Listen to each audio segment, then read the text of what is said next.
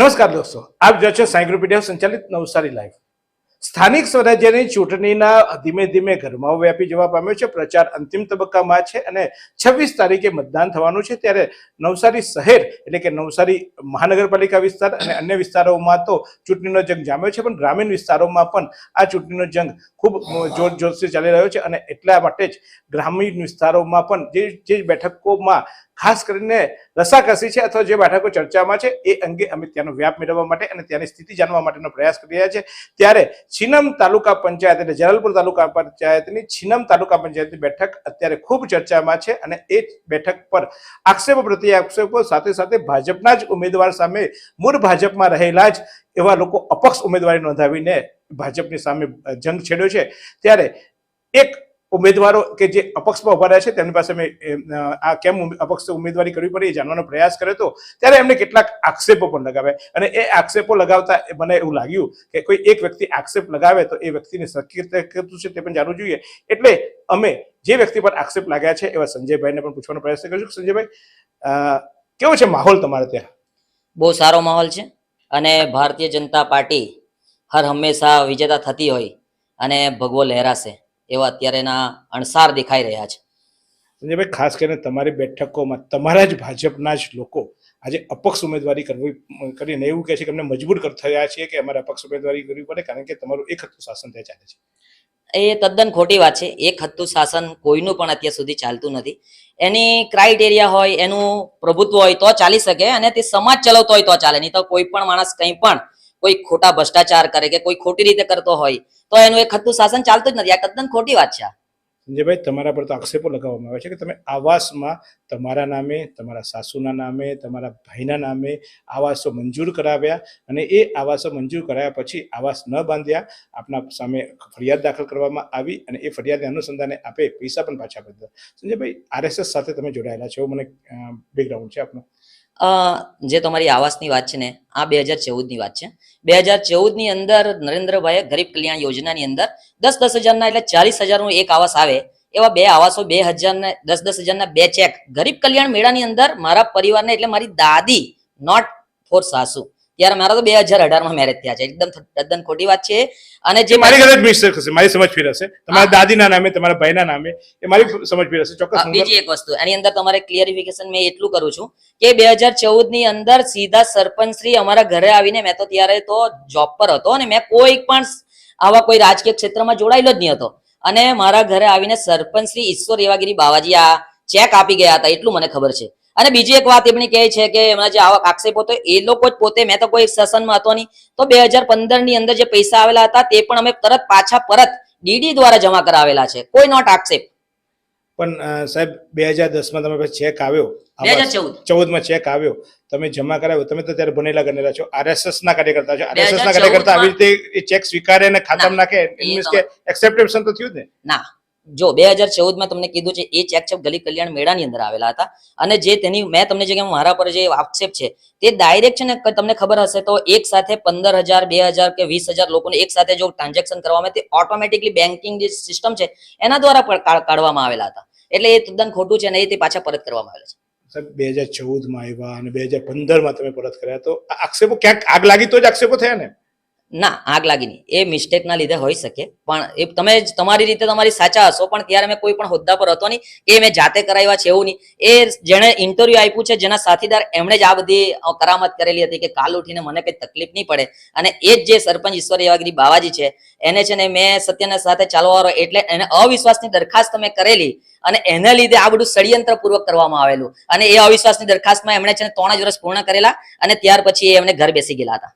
સાહેબ, બીજો આક્ષેપ તમારા પર એ છે કે તમે સત્તા પર હોવા છતાં તમારા નામે તળાવ ખોદવાનો કોન્ટ્રાક્ટ લીધો, 22,50,000નો તળાવ ખોદવાનો તમે કોન્ટ્રાક્ટ લીધો અને એમાં એ કોન્ટ્રાક્ટમાં 2.5 લાખ રૂપિયા ભર્યા, 20 લાખ રૂપિયા હજુ એ ભર્યા નથી આપી.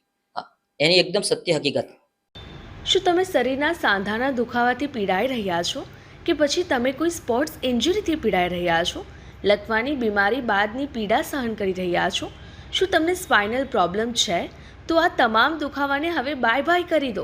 કારણ કે માસ્ટર ડિગ્રી ધરાવતા ખૂબ જ અનુભવી ફિઝિયોથેરાપિસ્ટ ડૉક્ટર અમિત પટેલ પાસે તમે આ તમામ સમસ્યાઓનું સચોટ નિદાન કરાવી ફરીથી નોર્મલ જિંદગી જીવી શકો છો. તો સરનામું નોંધી લો. Comprehensive care centre, DD street, library પાસે, અનુરાગ સારીઝની લાઇનમાં, નવસારી.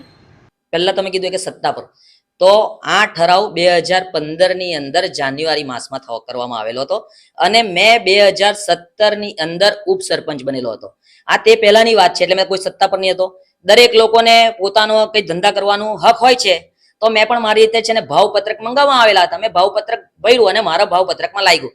2015 ની અંદર એપ્રિલ મહિનાની અંદર જ આ સરપંચ શ્રી ઈશ્વર એવાગીરી બાવાજી અને એમના સાથી મિત્રો, જે આરટીઆઈ એક્સપર્ટ, અત્યાર સુધીમાં મારા પર 1000 થી પણ વધારે ગ્રામ પંચાયતમાં, તમે કલેક્ટરમાં જાઓ, ડીડીઓ ઓફિસમાં જાઓ, તાલુકા પંચાયતમાં જાઓ, તો એ લોકોના માટે સ્પેશિયલ ખાનું કરવામાં આવ્યું છે. આ સ્પેશિયલ મારા માટે. તો આ તદ્દન ખોટી વાત છે ને. એ લોકો આરટીઆઈ કરીને થાકી પણ ગયા છે, એને કોઈ પણ જવાબ નથી મળ્યો. અને એ બધી આરટીઆઈઓ કરીને તમે આપો ને, તમે સત્તા પર, તમે ક્યાં કોઈને જવાબ આપો છો? આપણે પત્રકાર નથી આપતા તો આવા તમારા ગામ તમારી વિરુદ્ધ કરનાર તો ક્યાંથી આપો? અરે મેં સત્તા પર હતો જ નહીં. 2000 ડેપ્યુટી સરપંચ હતા ને? 2017 પછી જ હું હતો. મેં તમને એ કહેવા માંગુ છું, 2017 માં મેં ડેપ્યુટી સરપંચ બી મેં ગામ લોકો જ બનાવ્યો. અને 2021 માં જે અત્યારે આરોપ લગાવે છે ને, 2021 માં મેં સરપંચ એકદમ બહુમતીથી જીતો. જે માણસો આરોપો કર્યા છે ને, એને ખાલી 26 વોટ મળ્યા હતા. મેં જો ભ્રષ્ટાચાર ને મેં જો કઈ ખોટું કર્યું તો ગામ કોઈ એક્સેપ્ટ કરતું નથી. સામેવાળાને 26 વોટ નહીં આપે. મને સાહેબ ગામને ખબર નહીં પડે એટલે ગામે મત આપી, તને ખબર પડી કે ભ્રષ્ટાચાર, એટલે અમે ઉભા થયા, એવું ના થાય? ના, એના હાથ સાથે અત્યારે છે ને મારા પાસે મારી રીલ્સ તમે જોઈ લેજો. મારા સાથે ગામમાં લોકો ફરવાવાળા કેટલા ને એમની સાથે ફરવાવાળા કેટલા, 2-4 લોકો. તો હવે તમે એ પણ સમજી શકો કે તમે મારા છે ને પોસ્ટ જોઈ લેજો. એમાં પેલા 22 લાખ વાળામાં 2.5 લાખ રૂપિયા ભર્યા ને 20 લાખ નથી ભર્યા. હા, હવે છે ને તમે જો કદાચ હોય તો કાલે એ તળાવ પર આવજો અને એ તળાવની અંદર આપણે કોઈને પણ ચાલતા મોકલાવશું. એટલે માણસ કેટલું પાણી છે ખબર પડી જાય, ખોદાયેલું કે નથી ખોદાયેલું.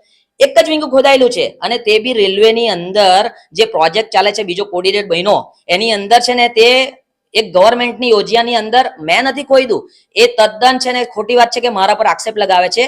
એ કૃષ્ણાબેન સરપંચ હતા ને એમને એ સુજલામ સુફલામ યોજનાની અંદર આપવામાં આવેલું. ને જે 2.5 લાખની વાત છે કે મારું જે ટેન્ડર લાગે એટલે પહેલા 2.5 લાખ રૂપિયા ભરવાના આવે, જે પ્રથમ ખોદવા પહેલા, તે 2.5 લાખ રૂપિયા ભરેલાની વાત કરતા છે. ને બીજી એક વાત કે એ લોકો 22 લાખ 50, જે તળાવ જે છે ને તે 8.5 વીઘાનું છે. 2.5 લાખ પ્રમાણે ગણવા જાય તો એટલા પૈસા નથી થતા અને એ ખોદાયું બી નથી. એ લોકો તો એવું બતાવે છે કે છે ને પાડ પણ ખોદીને નાસી ગયા છે. પાડ બી ત્યાં છે, તળાવ બી છે. અમારું ત્યાં મામાદેવનો એક મોટો ઉત્સવ થાય છે.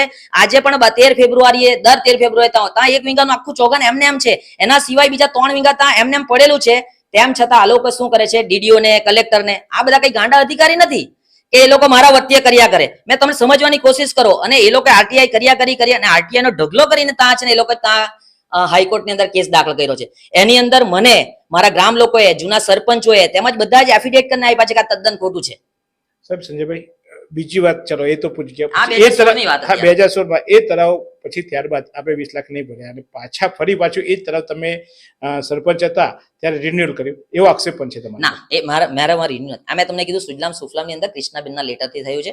આ તદ્દન એમાં તમે લાભદાયી છો, એટલે મીન્સ કે કોન્ટ્રાક્ટર તમે છો? ના, મેં કોઈ કોન્ટ્રાક્ટર નથી. તળાવ ખોદવામાં જે 22 લાખ વાળામાં મારું નામ જ નથી.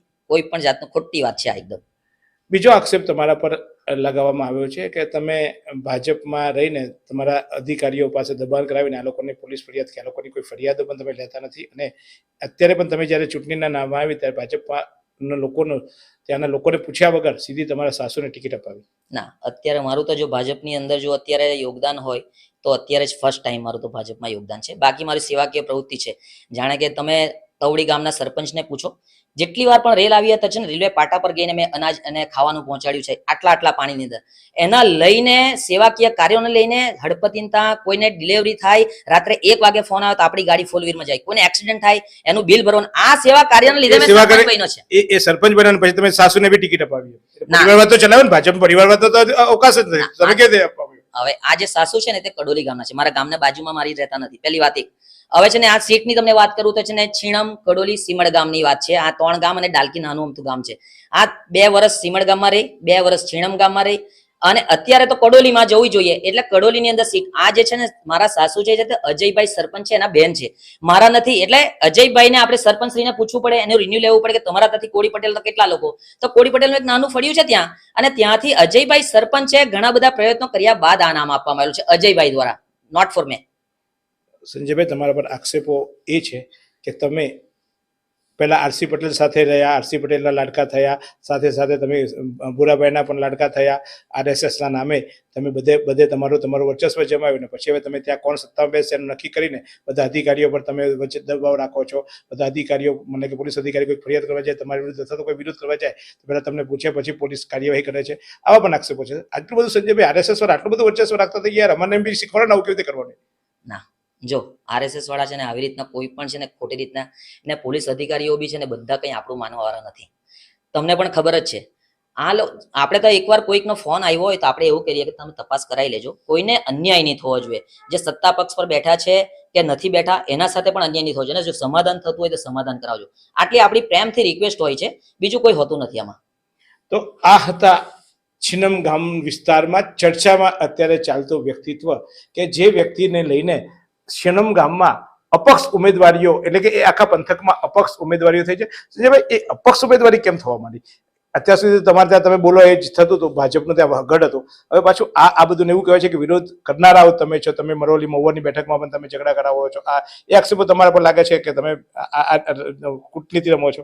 ના ના, કોઈ કુનીતિ મારામાં આવતી જ નથી. મેં બહુ સરળ સ્વભાવનો છું ને મારા વિસ્તારની જલેબી જેવા સીધા નથી ને તમે? જલેબી જેવો સીધા નહીં, એકદમ આપણે એકદમ સ્વભાવના સરળ છે અને બધા સાથે સમજી વિચારીને બધા સાથે એકદમ પ્રેમ ભર્યો સ્વભાવ મારો છે ને મારો કોઈ દુશ્મન નથી. આટલા બધા કેમ તમારા નામે જ ફરિયાદો? બધી ફરિયાદ તમારા નામે, મેં જેટલે ફરિયાદ બધી ફરિયાદ તમારા નામે જ તમને પૂછવા આવ્યો. હા, તમે નથી ઉમેદવાર તો પૂછવા આવ્યો. હા, એટલે જે 26 વોટ મળ્યા હોય એને જે દુઃખ લાગ્યું હોય એ તો નીકળવાનું જ છે. એને 26 વોટ મળ્યા એટલે તમને ખબર પડે ને, સરપંચમાં જ્યારે 1500 નું વોટિંગ થતું એને ખાલી 26 વોટ મળે. પણ પક્ષ હતો ને, પક્ષ હોય એટલે. ના, પક્ષ નહીં ભાઈ, પક્ષ સરપંચની ચૂંટણીમાં કોઈ પક્ષ નથી હોતો, પક્ષ પ્રેરિત જ હોય છે. પક્ષ પ્રેરિત પણ નથી હોતું. ગામમાં જેણે સેવા કરી હોય, ગામના માટે કઈ કામ કર્યું હોય ને એ હોય. અને મારા તમે છે ને કોઈ પણ જગ્યાએ રિવ્યુ લઈ લેજો. મેં તમને કહું છું આજુબાજુના ગામમાં રિવ્યુ લઈ લેજો કે આ સંજયભાઈ કેવા સ્વભાવના છે ને કેવા સેવા કાર્ય કરે છે. ચોક્કસ. તો સંજયભાઈ ચેલેન્જ કરી છે તો આપણે એમના ગામમાં આજુબાજુ પણ જઈશું, પૂછીશું કે આ સંજયભાઈના નામે કેમ વિવાદ?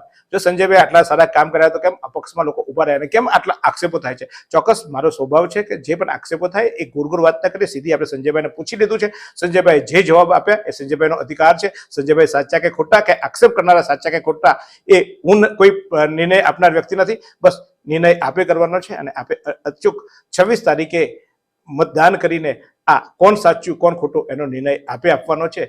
કારણ કે મારું કામ છે લોકોની વાત, નેતાઓની વાત તમારા સુધી પહોંચાડવી અને તમારી વાત નેતાઓને જેને પૂછવી. તો અમે આ પૂછ્યા છે સવાલો જે સંજયભાઈ પર આક્ષેપો લાગ્યા છે.